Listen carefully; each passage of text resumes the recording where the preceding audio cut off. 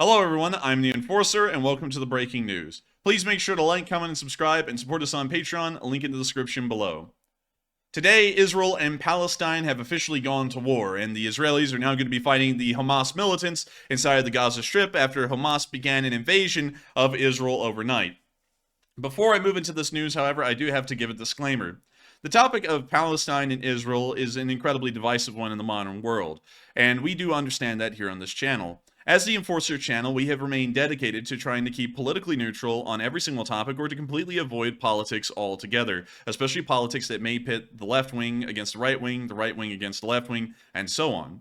This channel is always going to be dedicated to that role and that mission of making sure that our news coverage outside of the war in Ukraine, where we do clearly state that we are pro-Ukrainian, we will be making sure that all of our news coverage is as neutral as it can possibly be.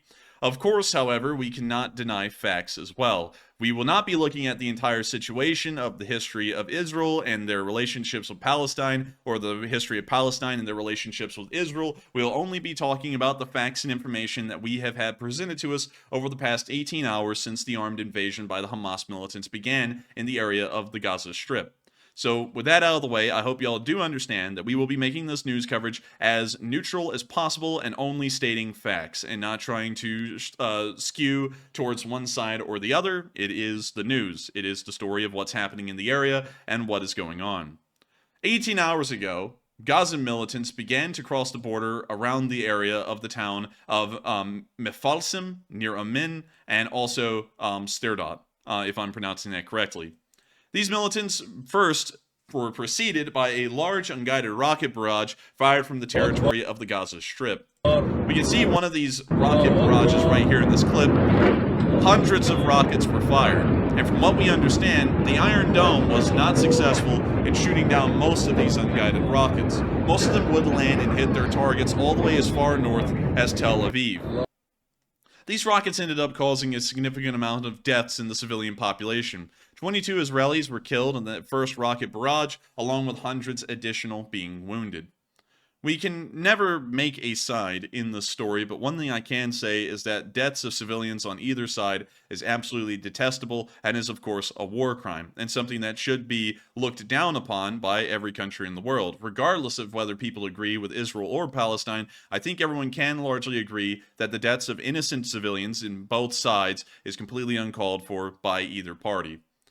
As the Gaza militants let the rocket barrage do its thing and conduct all of the damage that it has onto the nation of Israel, the Gaza militants then breached the border area around Mefaslim and then started to move on into the city area of Sderot. We heard here that 20 police officers were held hostage inside of the police station and then were summarily executed by the Hamas militants. The police, from what we understand, did not put up a fight, and it appears that it was more so of a massacre inside the building from the video footage that we were actually able to receive. Of course, we cannot show that on stream. That would be against YouTube guidelines and would also get this video age restricted. We can show, however, that later on in the day, and more so in the night, currently right now in Israel it is nighttime, we can see that the Israeli Defense Forces have now moved into the town, and apparently the Hamas militants have either retreated or they have been pushed back by the IDF. We see a large group of IDF soldiers moving around. We can also hear sporadic gunfire in the city.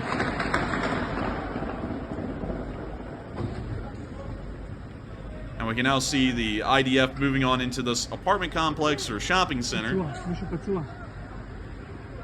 We can see an IDF Humvee out in the street. And we see IDF forces continuing to move around the parking lots in multiple directions. And it appears that they're fanning out and trying to prepare to move the Hamas militants out of the city. We can also see all of the police cars in the middle of the parking lot here, showing that the police station is inside of this building and is where the deaths of the 20 police officers occurred.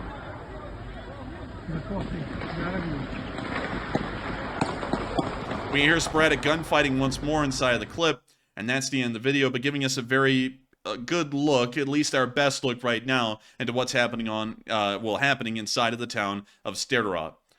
It's, of course, a very tense situation at the moment, and the Israeli government has stated that they are in a state of war with the Hamas militants of the Gaza Strip, and have declared that they are going to be conducting reprisals against the Hamas militants, the likes of which have never been seen. In the meantime, while this statement was being made, it appears that ethnic Arabian peoples of the northern area of Israel have begun to break out in riots in an undisclosed area of North Israel. We could see that tire fires were being set in the streets, and it appears that they were also waving flags of Palestine as well, showing their support and solidarity to the Palestinian side, or more so, the Hamas side. We see traffic trying to move through the area, but of course it appears that civil unrest is also beginning to sweep the area of Israel due to the attacks by Hamas. Moving on from this clip, however, and moving on from this general small note of what appears to be minor amounts of civil unrest in the northern area of Israel, at the moment we're not really sure if that's going to develop into major unrest inside of northern Israel, or if it's going to result in unrest at all beyond this phase. So we can largely just see that and state it for what it is at the moment, but we don't really have more than that. Moving on from that and into our next bit of news, we also got to see that Israeli forces began to move towards the border. Large amounts of Merkava 4s were spotted on the back of trains as they were now being transported towards the area of the Gaza Strip. We can also see 18-wheelers as well in this video, where the Merkavas are mounted onto the back of the trailers, and the Israelis are, of course, moving these into position near the area of the Gaza Strip.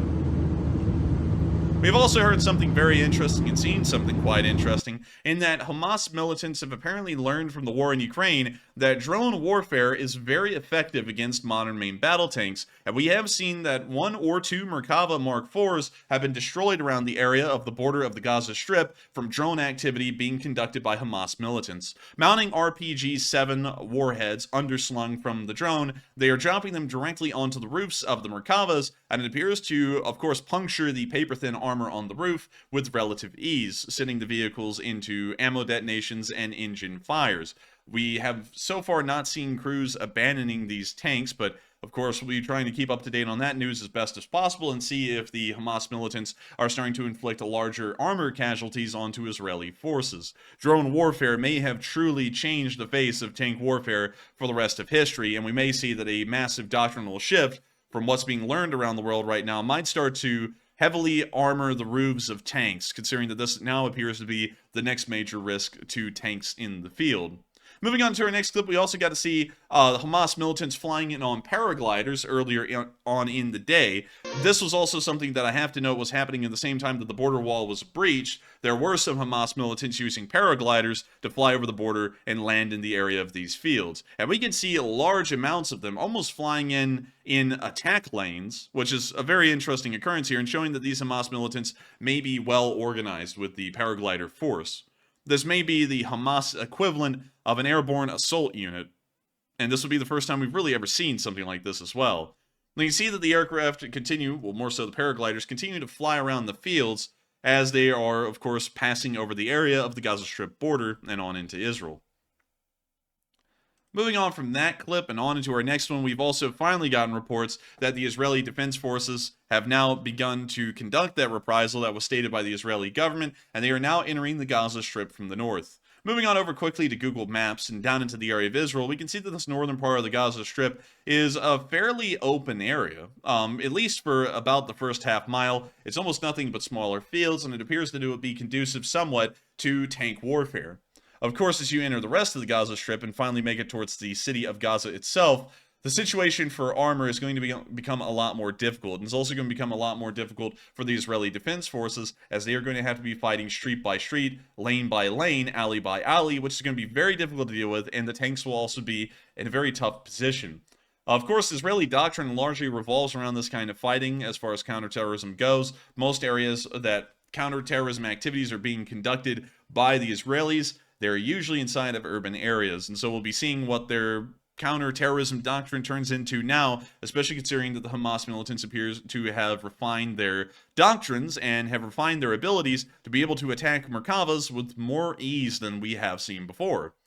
And so, moving on into the picture here that we have of the Israeli forces entering Gaza, we can see that border area right now in this picture, and it is ablaze with hellfire. We can see some kind of a massive explosion occurring near the border area in that large half-mile open field, and it appears that the Israelis and the Gazan militants of Hamas are apparently conducting a fairly pitched battle in that area, at least when this picture was taken. So far, we've not seen the Israeli Air Force get involved, which is actually a normal routine by the Israelis, is to use their Air Force to try and conduct attacks on Palestinians, Gazans, or Hamas.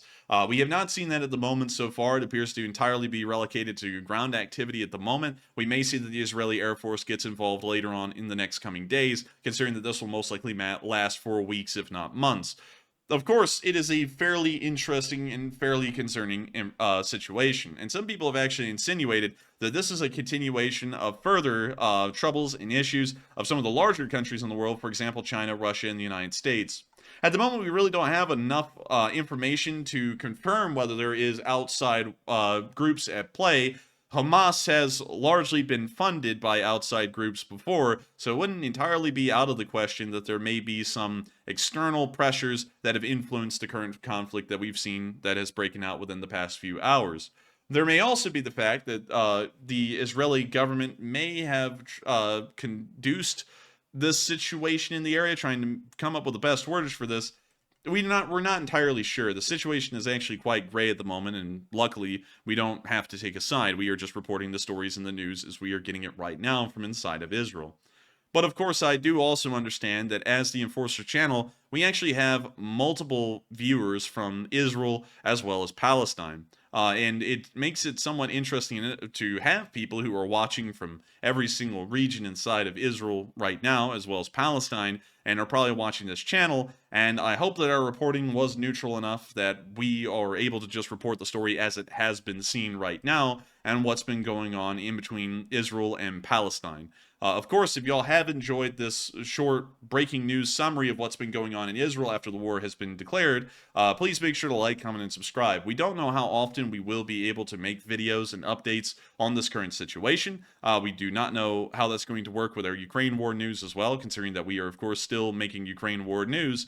But we will be waiting to see what happens over this next day or several days, and if the situation is pressing enough, we will always make sure to cover that news here on this channel. Beyond that, I do thank every single one of y'all once again for watching, and I hope to see you all in the next video.